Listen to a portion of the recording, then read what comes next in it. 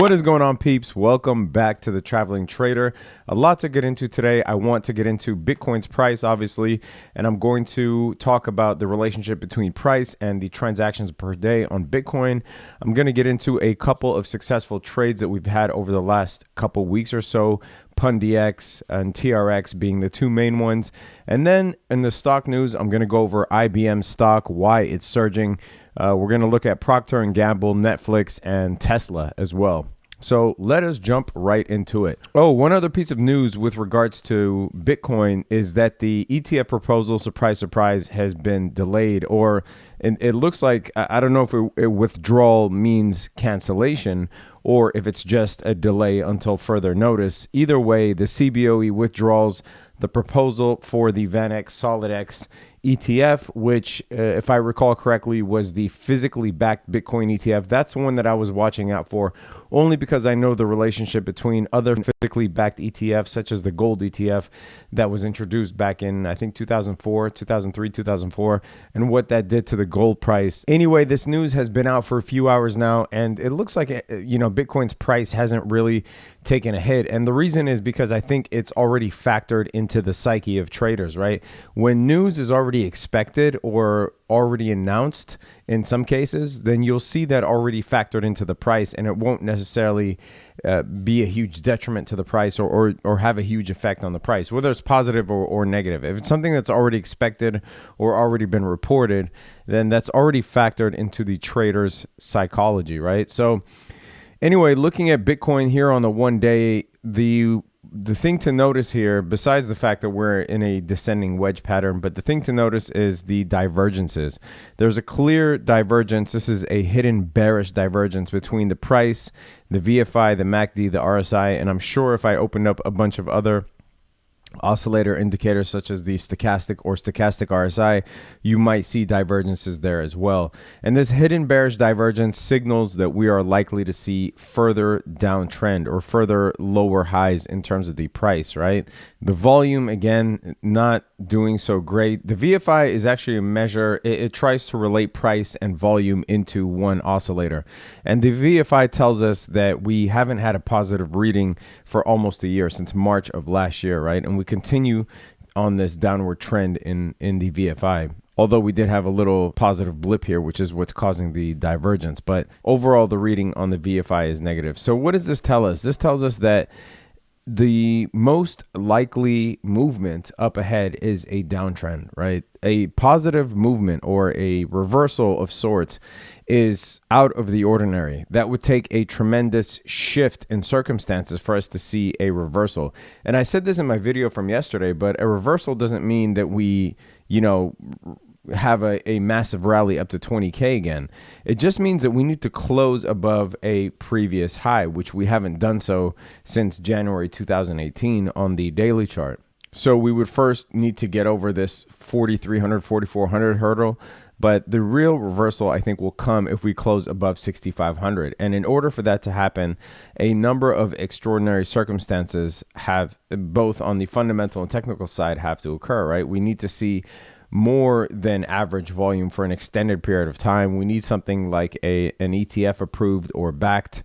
We need more positive news on the backside. So either a combination of technical and fundamental events have to occur, and for a lengthy period of time before we see any sort of reversal.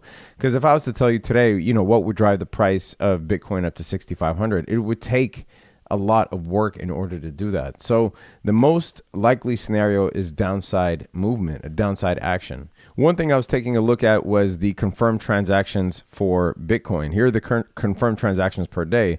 And it's interesting to note that there's a loose correlation between the confirmed transactions per day and the price of Bitcoin. However, you'll see here recently that the confirmed transactions per day have actually been growing since February 2018, right? We are on this uptrend. If I move my head out of the way here, you'll see that. But we've been on this uptrend since February 2018, but the price of Bitcoin obviously has been dropping. So I wonder if the use, right, the number of confirmed transactions per day, if this use here, the usage of Bitcoin will actually contribute to a price increase by the end of 2019 or middle of 2019. I don't know, but I like to look at these charts, these technical charts that have nothing to do with price, as an indicator of interest in Bitcoin. We tend to look at futures, we tend to look at other things in order to determine what is the interest in Bitcoin. We look at, for instance, Google searches in order to determine whether Bitcoin is still a relevant topic or not. But looking at what Bitcoin is actually doing in terms of usage, it might be another thing that we are ignoring in terms of judging the interest in Bitcoin. So seeing that the number of transactions per day is growing since February, that is rather optimistic. I don't know what correlation that has to the imminent price, because obviously the price of Bitcoin since February 2018 has been declining heavily. Now, I did look back at some of this data and tried to connect it with historic price data on Bitcoin, and it does seem loosely correlated. And the times that we do see blips in the transactions per day correlate with the bear market of Bitcoin. But the reason I say it's loosely correlated is because the dates don't exactly match, right? So if the bear market in Bitcoin, if there was a bear market that lasted a year and a half, the confirmed transactions aren't going to be down for a year and a half, but you will see a blip. A couple of trade alerts that we had. If you want access to the trade alerts, link is in the description. NPXS, this is PundiX. We did see this is a very hard chart to read. One, because it's an extremely low market cap coin. You see that it's trading, in the almost in the single digit sats level, but definitely the double digit sats level. So, and there was clear support here at around the 11 sats level, going all the way back to around Christmas time. So just based on this level, right? I mean, we didn't draw any patterns. It wasn't, we didn't use any sort of Elliott waves to determine what a good entry on this trade is. Again, it's a very hard chart to read because of the dynamic of NPXS. It's almost like a penny stock, low volume, low market cap. Anyway, so because there was this clear support line at the 11 sats range, I sent out a trade alert on the Discord that it was safe to enter a trade here, obviously with a stop limit that protects you below the support level. But because it's such a low cap trade, a jump from 11 sats to 14 sats is a 24% gain. And this morning it hit 14 and we sold for profit at 24%. Now, I don't mind taking on a certain amount of risk in my portfolio as long as it's managed risk and I know what percentage of my portfolio it constitutes. So being that I view NPXS and cryptos like it as a crapshoot, it doesn't mean that you can't safely enter them and potentially profit if you do see a good setup. Looking at TRX, we are up around 16% on TRX from the second entry that we made over the last month or so. TRX continues to kill it, and obviously they have their much talked about airdrop that's coming up next month. I think that we will continue to see a price rise in TRX up until before that airdrop happens. I personally don't care about airdrops or forks. As in, when I say I don't care, I won't hold something at a loss just to get an airdrop or a fork.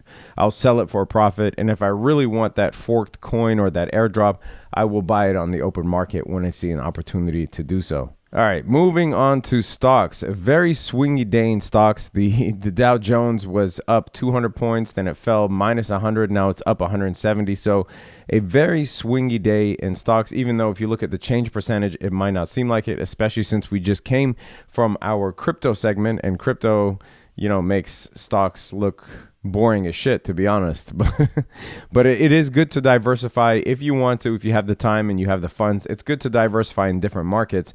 And as a technical analyst, it's great to expose yourself to different markets and see how the technicals fare out on different markets. So for instance, I can tell you just from experience that momentum indicators such as the RSI are a lot more valid in stocks than they are in crypto, just based off of my experience. And patterns are a lot more valid in stocks than they are in crypto.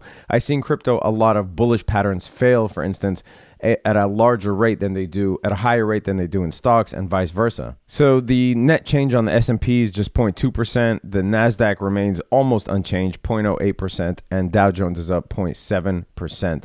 Now, a couple of stocks that actually had a really positive day, Proctor Gamble and IBM, these two stocks here. And, this comes on the heels of positive earnings outlooks, which is the reason for these price jumps. From a technical standpoint, they look great as well, though. So if you look at on IBM, there was this clear inverse head and shoulders on the day. The VFI was trending upwards, getting closer to that zero mark. The MACD is trending upwards. The RSI is trending upwards. And if you look at the moving averages, we just crossed above the 50-day moving average once again.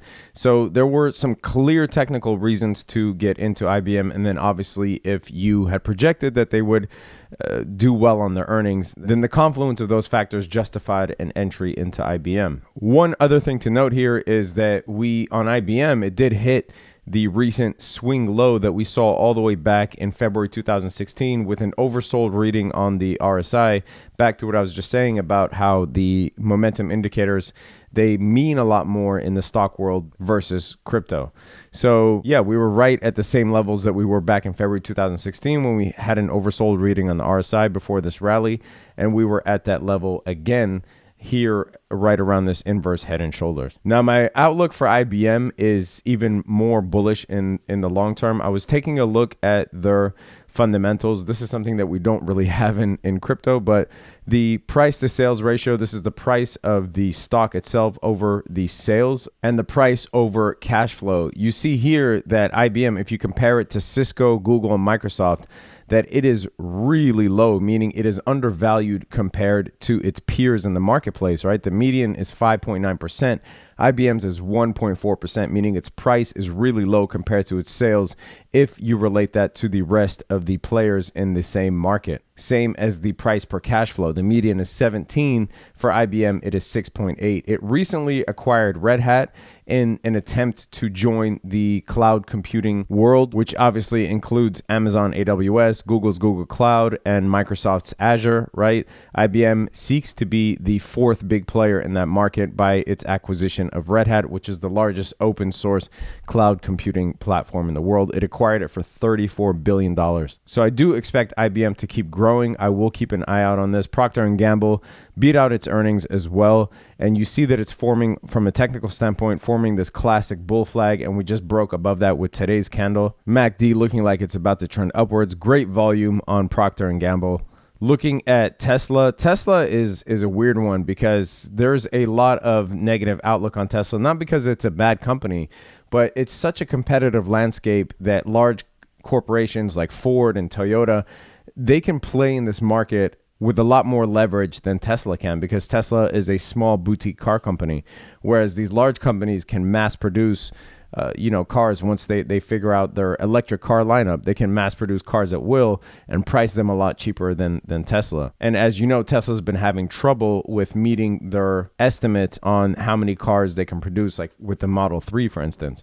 So if you look at Tesla, has been trading within this wedge since mid 2017. But the one thing to note with Tesla, if we look at the weekly chart, is every time it falls below the 200-week moving average, this green line going all the way back to 2016, it tends to jump up. So it does actually go below that line. It's done so the last few times that it's tested it, it's done so 1, 2, 3 times. It's gone below the 200-week moving average, closed below it, and then right after that, it's as if it's scared to be in the deep end of the pool, and it just quickly jumps up afterwards. We saw that back in February 2016, December 2016, and September, October 2018. So if we do get to the 200 week and we close below it, just based on trend, you can make a safe entry with a tight stop limit into Tesla before seeing a rally again to around the resistance of this wedge, making for a very nice swing trade. Moving on to Netflix, the last stock that we'll look at for today, and then I'll close out the video. You'll see Netflix on the daily chart made this descending wedge, broke out of it positively, and you'll see that it is now trading above the 200 moving average, although it fell below it today. So it is finding trouble staying above that 200-day moving average for the time being. Let's see if it can stay under the 100. If it falls below the 100, look for it to fall below the 50 as it has done previously. Netflix continues to be one of the swingier stocks that we have in the stock market. As you can see from here, it kind of looks like a crypto chart, actually. So right now, I don't see an entry on Netflix or even a short position on Netflix. I'd like to see how it reacts to these moving averages before entering a position. If it does fall below the 50, I will consider entering a position, but stay tuned for that. That is it for this video. I hope you guys got something out of it. Leave a thumbs up if you did. If you have a comment or a question, leave that in the comment section below. Subscribe to the channel. Hit that notification bell. Subscribe if you want access to the trade alerts or if you need help with your one-on-one technical analysis training. That link is in the description below. Stay safe out there. Peace.